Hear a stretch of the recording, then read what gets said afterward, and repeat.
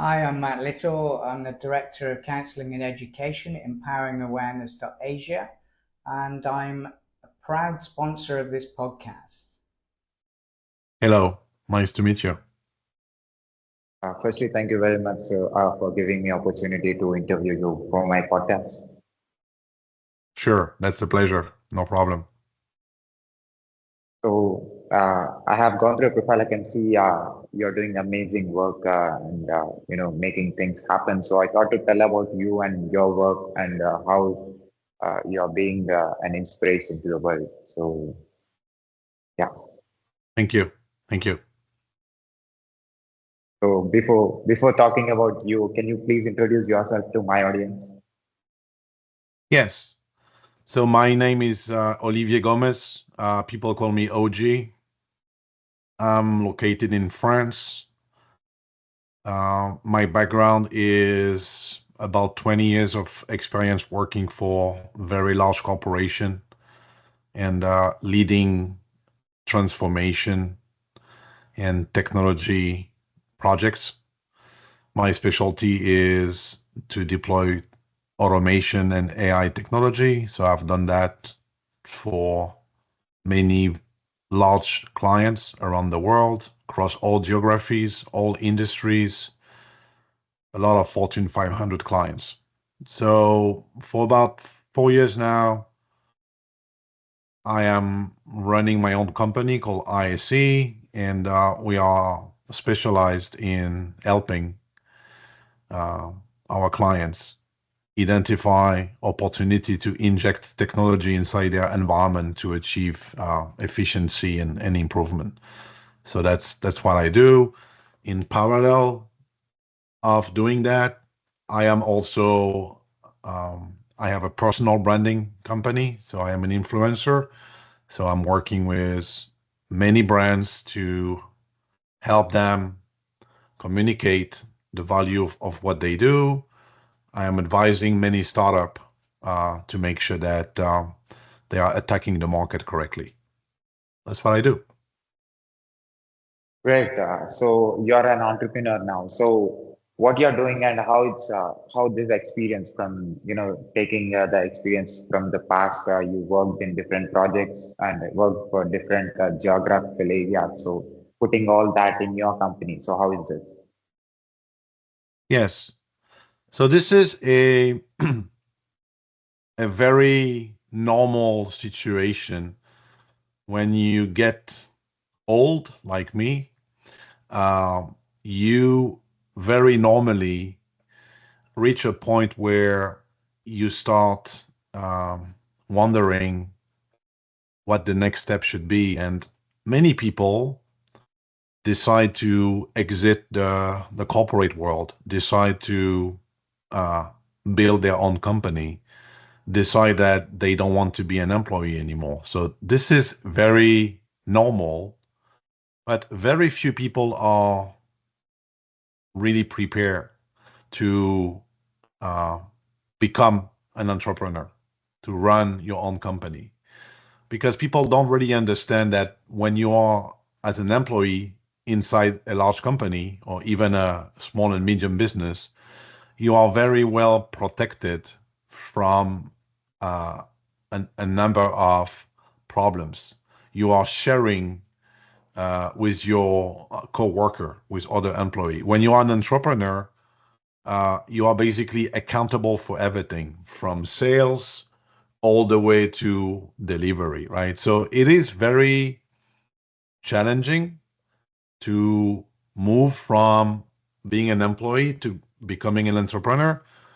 A lot of people are failing to transition. The average company will not survive more than 3 years. That's what we see around the world.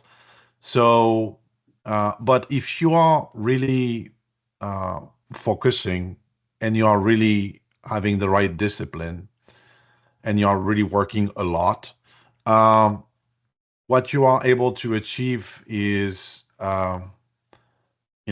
really different from just being an employee. So the level of uh, gratification that you get from this is really amazing. And then, being in control of your own destiny, being able to drive the company in the direction that you want is also extremely amazing.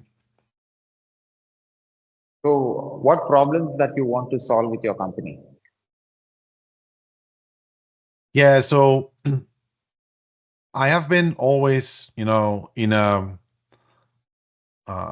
technical environment, surrounded with technical people talking about features and new products and what I call, the latest new shiny object.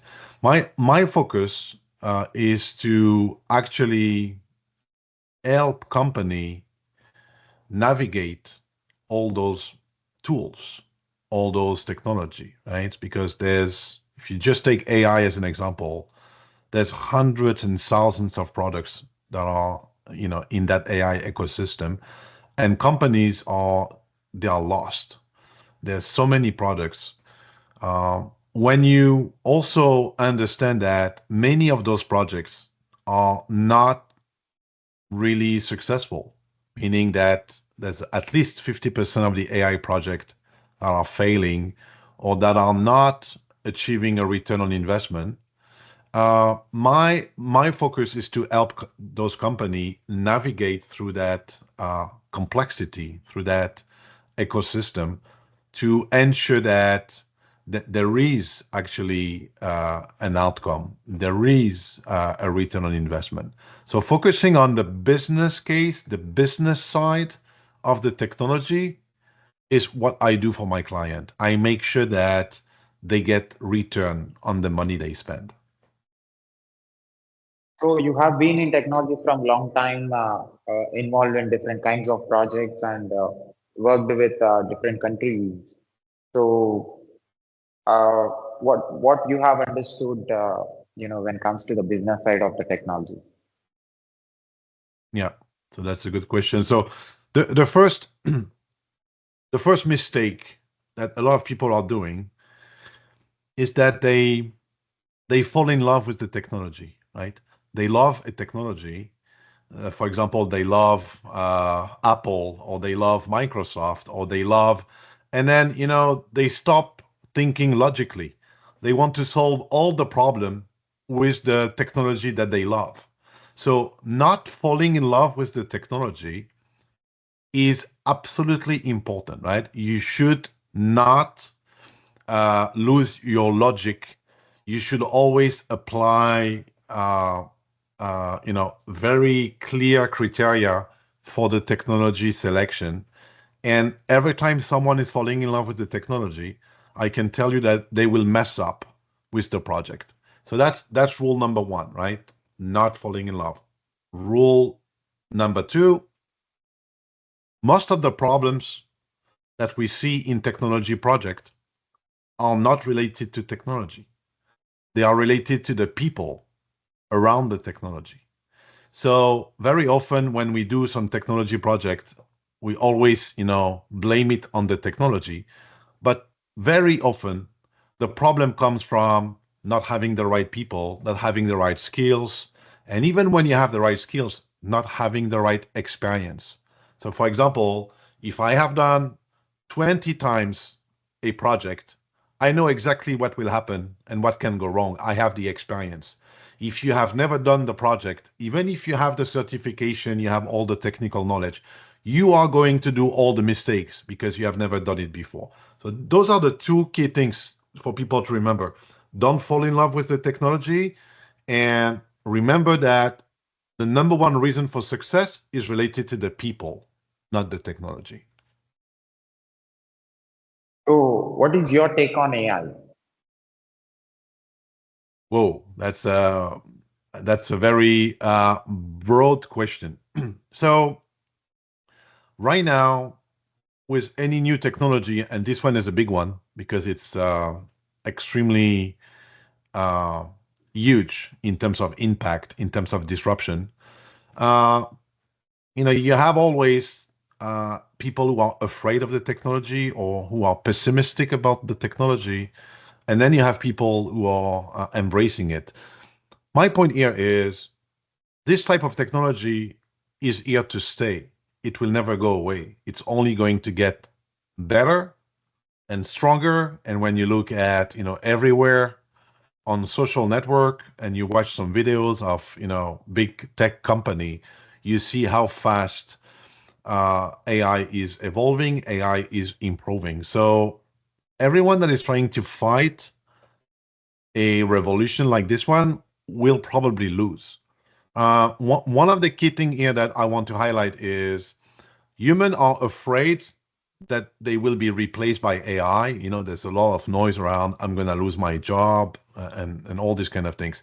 The reality is human will be replaced by other human who are enabled, who are augmented by AI.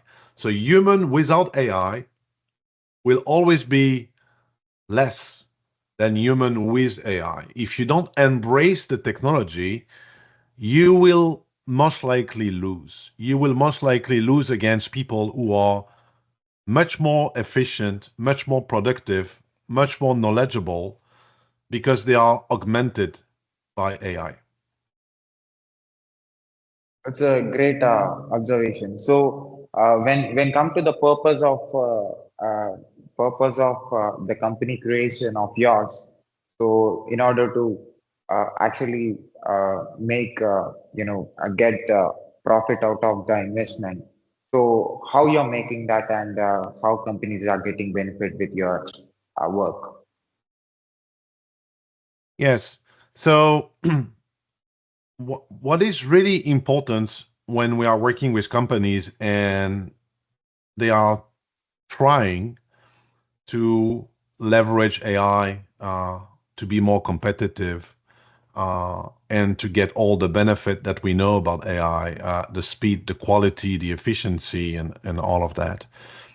The first thing that we help company is to understand where and why they need AI. Okay, so the wrong approach is to get some tools and then to play with the tools, to do some pilot, to do some proof of concept, to basically play with the tool, to learn about the technology without really understanding why you are doing it.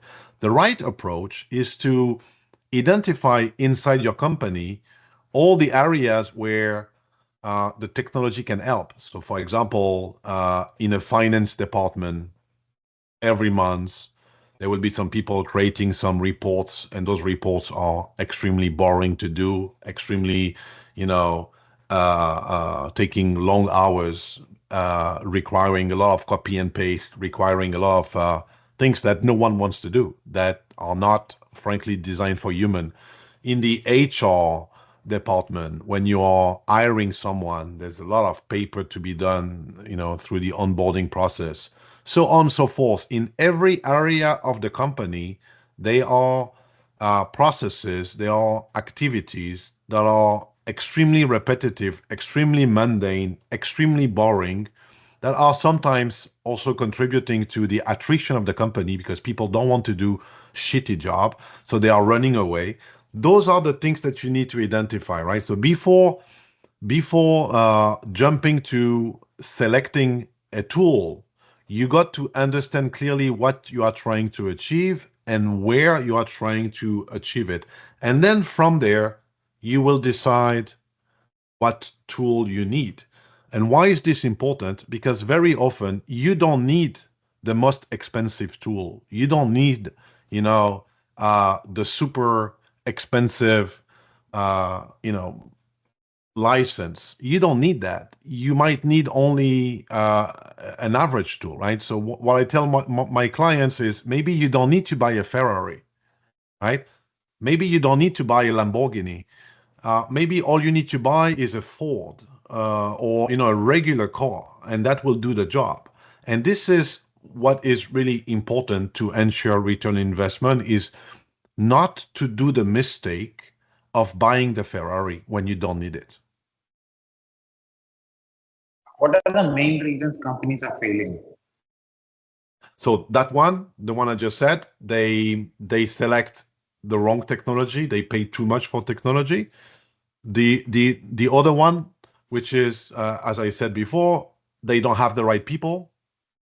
So choosing the wrong technology, not having the right people, and by right people, again, I repeat, it's not that they are not skilled enough. It's that they don't have the experience. They have never done it before. Okay.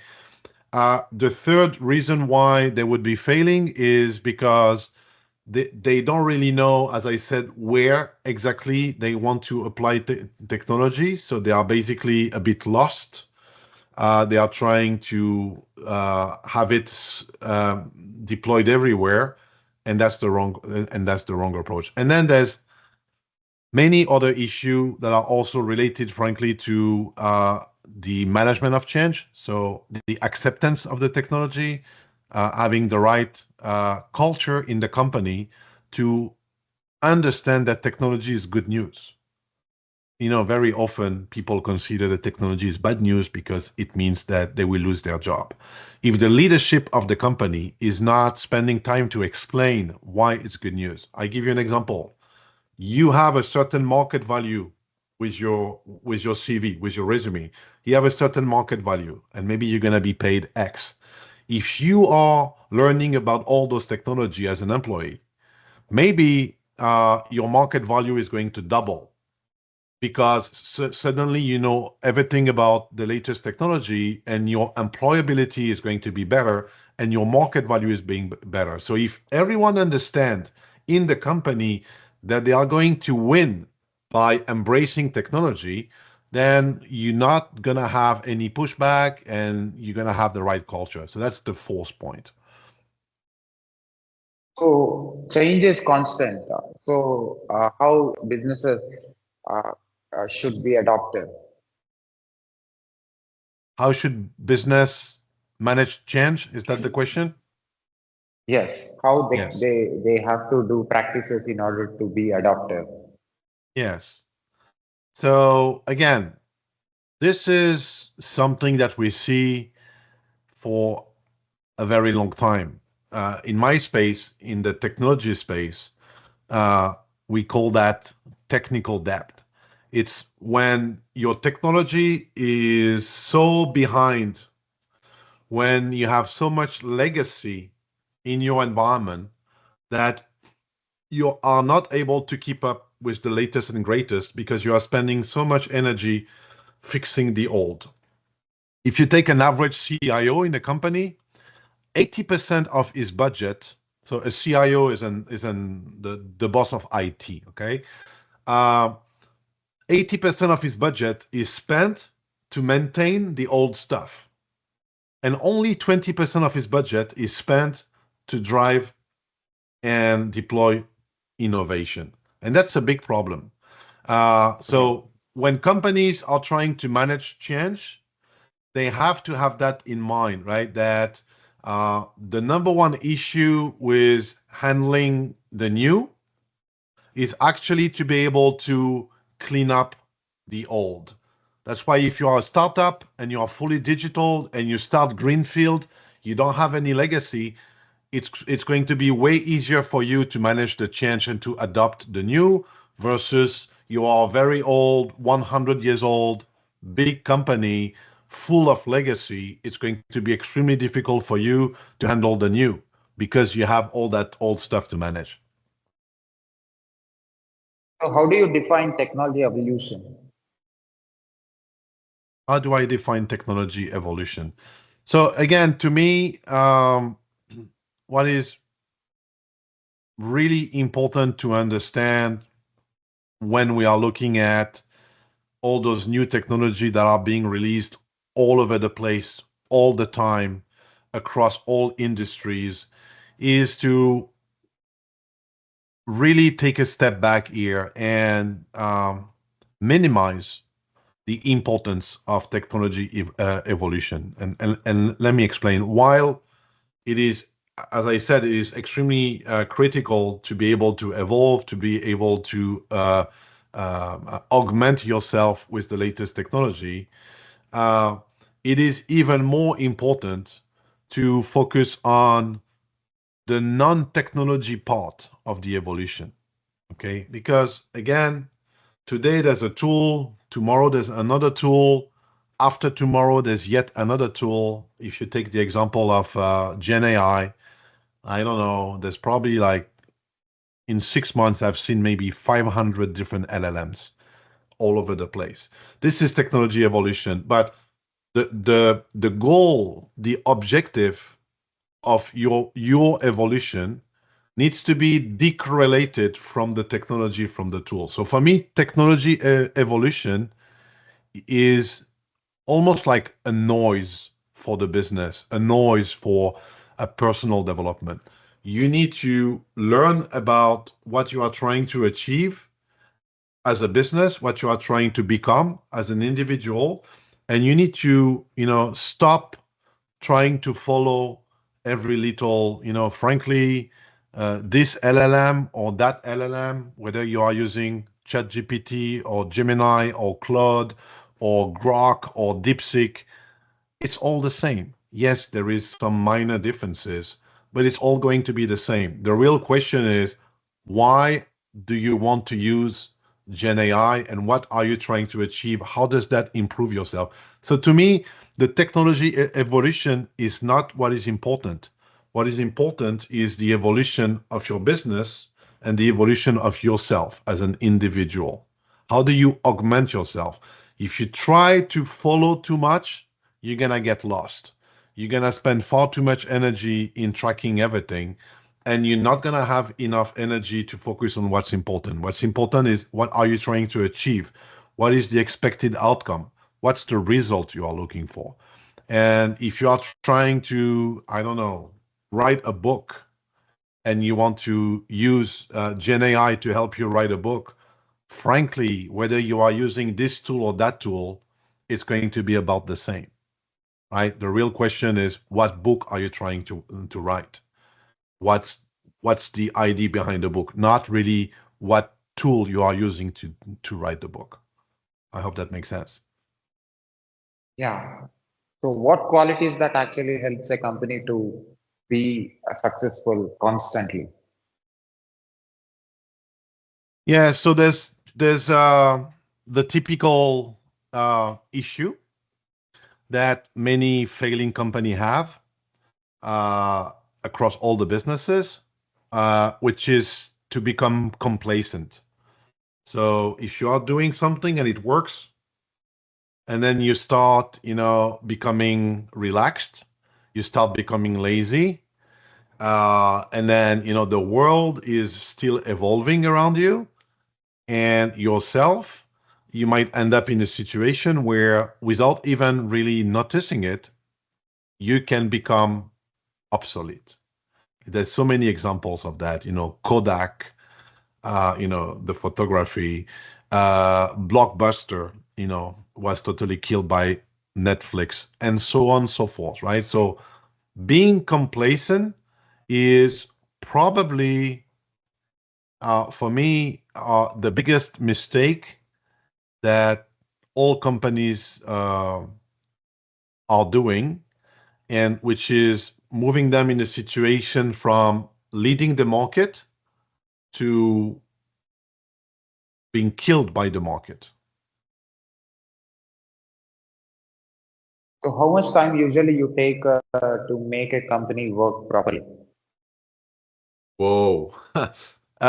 So that's where you get the typical answer, it depends, right? So we see some companies using technology, fully digital companies, are capable to become highly profitable in a couple of years. We call the company that are profitable super fast, they are typically bootstrapped, which means that they did not raise any money, and they are basically profitable from day one. Okay, those are we see many companies like that. In parallel to that, you have companies that require very heavy investment, a lot of R&D, that will become, profitable in many, many years. Take Amazon, for example. I think it took, I don't know, 10 years for Amazon to start making money, and yet see where Amazon is. So I would say it really depends on the business. It depends on the model. And it's not because you become profitable from the first day that you're going to be more successful than a company that takes 10 years to become profitable, right? Those are two different things. Success and profitability are two different things. So how do you define success? Oof. Uh, I think for a company, it's very simple. It's a company that is able to make money by delivering value to their client in a sustainable way. Because if you do it for 6 months, then you're not as successful as an individual. I'm French, so we like in France to have what we call the work-life balance, which means that you got to work, but you also need to, enjoy life. And for me, as an individual, my definition of success is being able to have, a job that you like, but at the same time, have a life outside your work.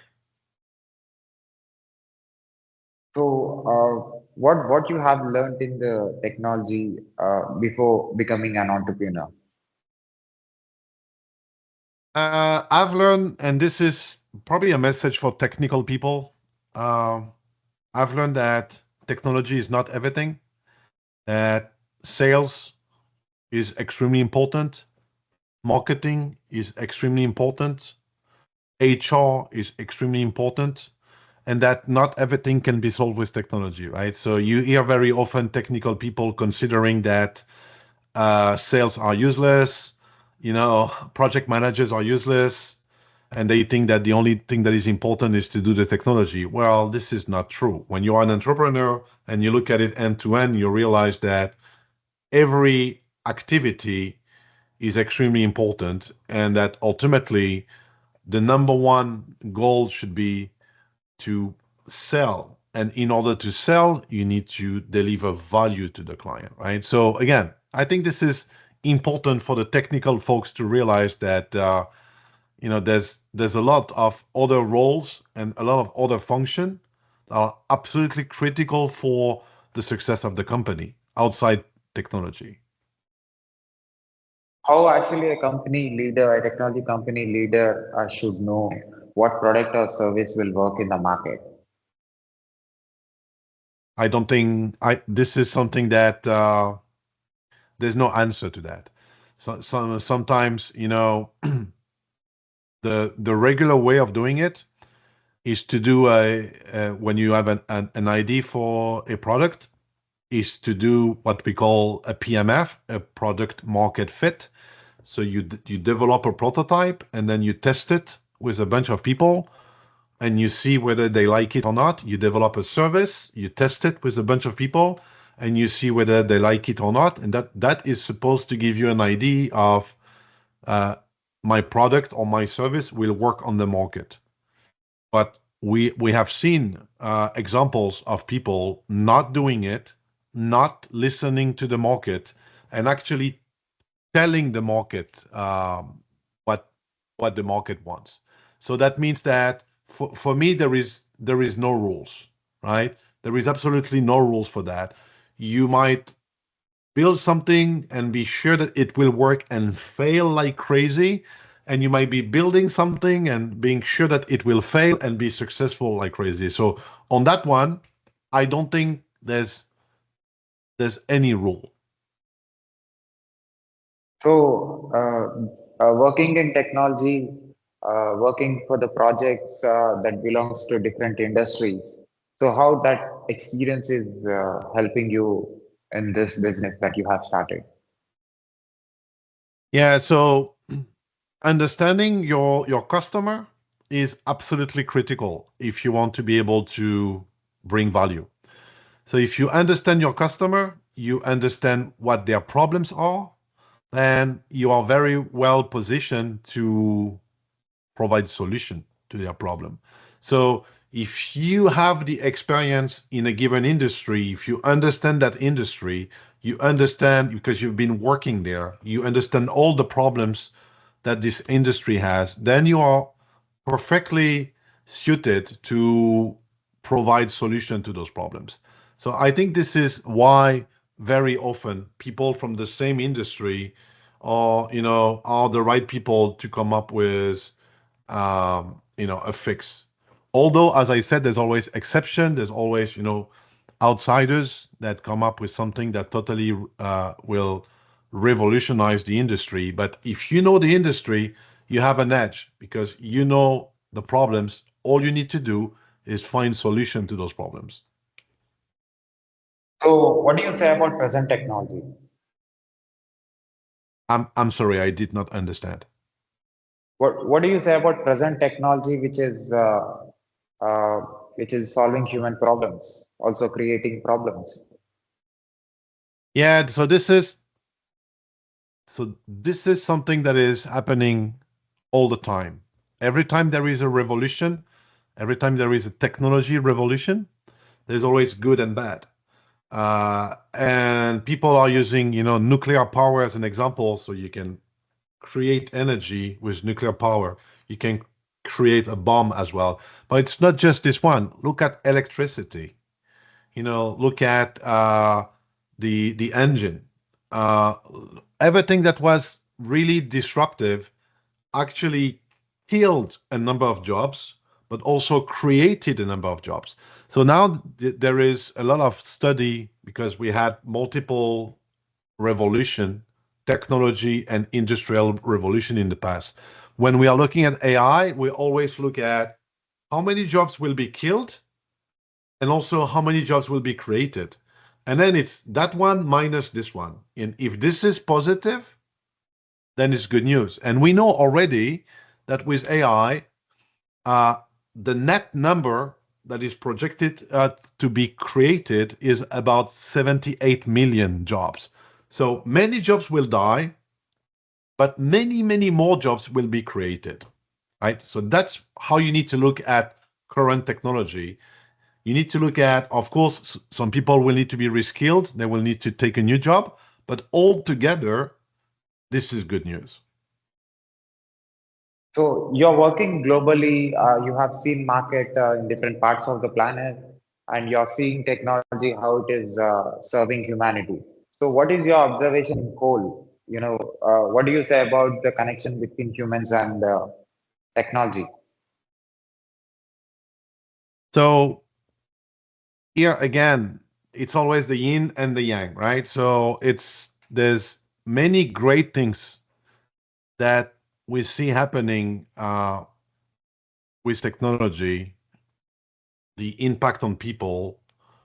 For example, how we can use technology to help kids at school, to make a better school. How we can use technology in the hospital. How we can use technology with, uh, population that are getting older and older, like Japan, for example. How can we help, those older people? So there's many great examples of using the technology to help humans, but there's also, unfortunately, many bad examples of, that on average we spend 6 hours a day in front of our screen. 6 hours a day. And we understand that this is not good. It has a cognitive impact. If you give a screen to a 1-year-old, it will have an impact on his IQ. So we also understand that when you don't have the right governance, the right behavior, you also are actually impacting negatively, humans with technology. So how governments are working, different country governments are working when it comes to the when it comes to the technology industry. Yes. Not so there's two layer here. There's a national layer. So different countries are, more or less advanced in building the governance, building the infrastructure to support the technology. And because they understand that, if you don't drive, if you don't invest, then you probably are going to lose the edge on that technology. So not all countries are at the same level. Typically, the richer country have more money to invest. So, for example, most of the compute, most of the cloud in the world is located in the US, right? This is giving them an edge on AI. Um, so we see that, right? We see companies that are injecting money. This is giving an edge to the country. At the same time, there are a number of global, so not at the country level, but at the global level, there's a number of global organizations that are making sure that all those technology are being correctly managed by all countries around the world, including the countries with maybe, less money. It is absolutely critical that we are really governing, especially, technology like AI that really require a level of governance, a level of control to make sure that, nothing goes wrong. What is going to be future? You have seen and you have witnessed and you have experienced the technology evolution all these years, uh, working with different professionals and working on different projects. So, how the future technology is going to be and uh, how humans are going to make use of it and do they are they going to be completely dependent on it or how looking at the present situation and present usage technology usage you're observing Yep. almost all industries are using information technology industry today, so all industries are it become a mandatory thing. So you saw the evolution, you're seeing the present and what is going to be the future. Yeah. So it is already, people are afraid that we're going to be dependent on technology, but it's already the case. We are already dependent on technology today. This phone is an extension of my brain. Without this phone, I am lost. Without this phone, there's so many things I don't know. Maybe the technology will change, and instead of having a phone, I will have something in my head or some, cool augmented reality glasses like the latest from Meta. I don't know how the technology will look like, but it's just going to be the same as today, but more, right? So we're gonna have still some technology, some brain extension that is making us more capable, augmented, and then we're gonna have the robotic side, right? So there's already some projection that we will have hundreds of millions of robots around us that will basically live with us. The price of a robot is projected to be the same price as a car. So you will buy a robot like you are buying a car, and then that robot will be in your house and will help you, will make your life better. Will interact with you, will do the dishes, I don't know, clean, do all the things that you don't want to do. And by the way, the same in the factories, the same in the office. So we are moving towards a world where technology is going to be more and more embedded inside human as an augmentation of the human body, as an augmentation of mankind altogether. Okay, so for me, it's all positive. The only difference that I see between today and tomorrow is what I would call the rate of change, meaning everything is accelerating. Before we had a software release once a year, then twice a year, and now we get software release every day. Maybe in 20 years, we'll get software release every minute.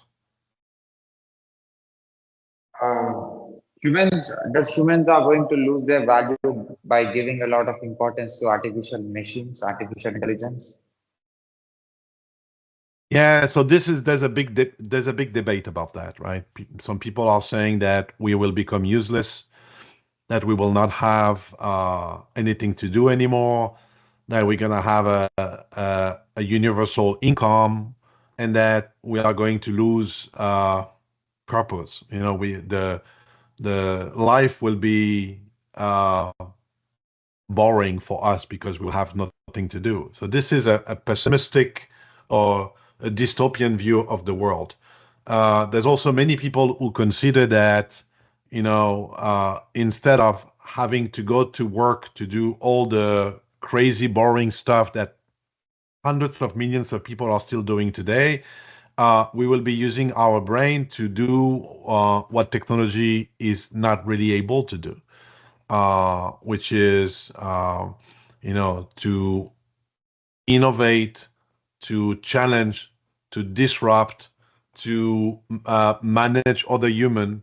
So there's still a number of things that technology are not very good at doing. And although we have a lot of very smart AI around us, you would be amazed that those smart AI cannot do very basic stuff that human can do very well. Okay, so there's a number of paradox here around how smart the AI is, but at the same time, how stupid it is in some area where humans are really good at. So yeah, I think humans will still have a place, and I am a very optimistic guy, so I would like to have a robot around my house to take care of my garden and to clean up the house and do all the stuff that I don't want to do. For me, this is good news. What kind of governance actually helps to actually manage and maintain the proper society when it comes to AI? What kind of governance or government? Yeah, governance. What kind of rules and rules and regulations, no matter Yeah, which so this country is they are? yeah, so we have a number of examples of if you take Europe, Europe has been regulating first and is now struggling to innovate. And then you have, let's say, China or US, they are now innovating and they will regulate later. So this is a kind of chicken and egg type of situation. Um, Obviously, we want to govern technology, and we have some concern around risk and some ethical issue and all of that.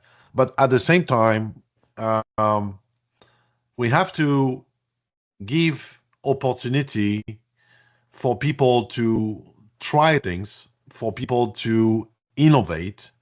Because if we only focus on, strong regulation, strong governance, data protection, privacy, so all the things that will basically lock the innovation, we will, and this is my point of view, we will end up in the same situation as Europe, which is they have the money, they have the brain, but they are not able to innovate because everything is regulated. Okay. So, what do you think that these super, uh, you know, uh, super appreciated technology today, that humans are working on? So, what is your take on it? What's my take on what? Can you repeat that? The advanced, uh, the advanced technology that is being, uh, created today. Yeah, so I think I have already touched on that, but um, there's always some innovation that people are a bit concerned or afraid of. This is probably our generation are seeing all those new technology, and we are concerned about the effect that it could have on human, the effect it could have on the planet, and are seeing it in a very pessimistic way and are concerned about all the risk.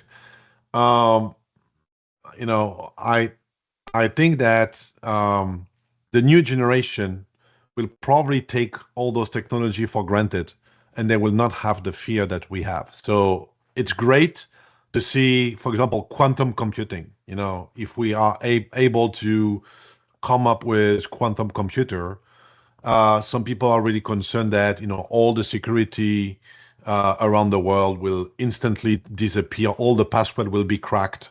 It will be the end of the world. But at the same time, this will unlock so much compute power that we're going to have so much innovation. We're going to be able to find so many new drugs, right? So for me, again, either you see the glass half full or you see it half empty. It's a choice.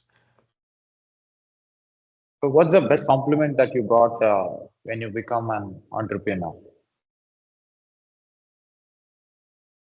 Um, I I I don't think I got some. I don't think I got some compliment based on what I do. I think I'm getting compliment based on who I am, which is two different things. So I typically get some compliment around who I am. And frankly, whether I am an entrepreneur or I am an employee or I'm doing whatever, I don't think that I'm getting compliment based on that. I think I'm getting compliment based on, what I have become as an individual. So this is really important for people to understand, right? Is you are you have a certain image that you are projecting to people, and this is what people will see and what they will like or don't like, what they will appreciate, and this is what will trigger uh, people to like you, to like what you say, what you do, who you are. I think this is more like that you should see it. Great. So at last, what do you say about you and your work to my audience for listening to this conversation from anywhere on this planet? Yeah, so I don't really know what type of audience that you have here. So I'm going to basically send a message to everyone, right? So number of things that are important if you have to remember, only two or three things here. Uh, one, uh, I think that it's very easy to be afraid. It's very easy to see all the negative side of what's happening in life around you, and I think that's a mistake, right? The mistake of going towards the fear side, uh, or the dark side, if you like Star Wars.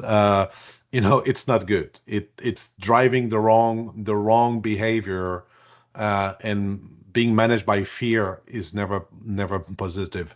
Point number two, whatever you do, remember, don't fall in love with technology. That's a mistake. It will blind you. You will miss all the key important things that are not technology related.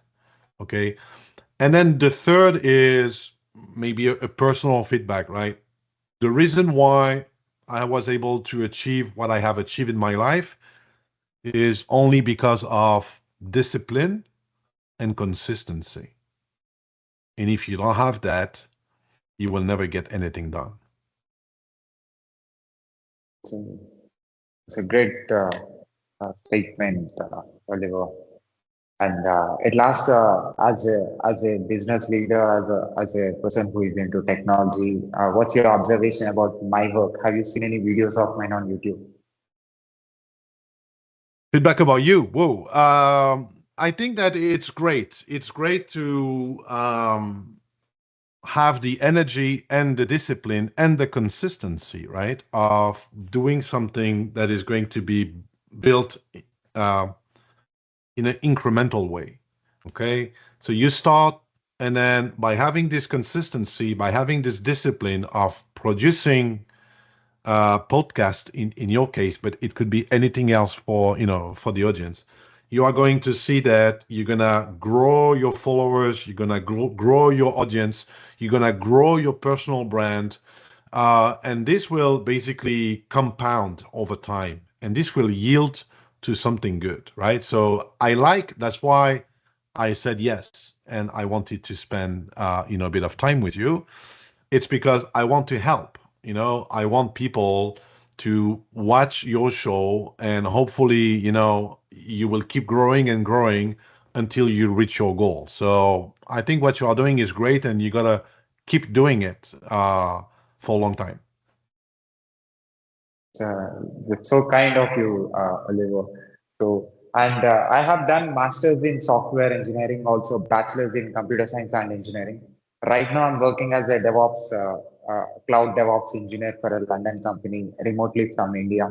That's my full-time role. Apart from that, I'm interviewing experts like you who are already in the industry from long time, who are from different parts of the world, not only technology, business leaders. I'm trying to interview police officers, doctors, psychologists, marine biology experts, environmental scientists, like trying to interview highly qualified and highly educated people who belongs to completely different places in the world. So how this experience and this exposure is going to contribute to my development or for my career? Yeah, so I think this is, I mean, this is for everyone, right? Exposure is king. So the more you are being exposed to different things, that's why traveling is so important. Talking to many different people is so important because your world will grow. Your comfort zone will grow. You will have a much better understanding of the world, a much better understanding of what exists out there. And this is key for improvement, right? If you don't see, you cannot basically integrate. So for me, everything you can do, talking to your audience here, to increase the amount of exposure that you have to the outside world, the better it will be for you. Otherwise, you're going to keep doing the same stuff in your little box for all your life, and you will miss a lot of things that is happening in the world. Great. Can I put this podcast interview in my YouTube channel and my Yeah, in of my course. channels with your permission? Yes, of course. So, will you share your online presence to my audience so that they can follow you and learn from you? Sure. We will do. I'm okay. I'm supportive of everything you're gonna do with that content, and then if you want me to support, I will support as well. No problem. Thank you, sir. Thank you very much. It's an honor for me to interview you and present you through my channel and let my audience know about what you're doing and how you're contributing to the humanity and to different businesses with uh, with the experience and with the problem solving ability that you have. Cool. So I'll send you the recording. I give you a link so you can download it, and then you can edit and do what you want. Sure, sure, sure. I'll do that. Okay. Good. Yeah. Thanks for your time. Yeah.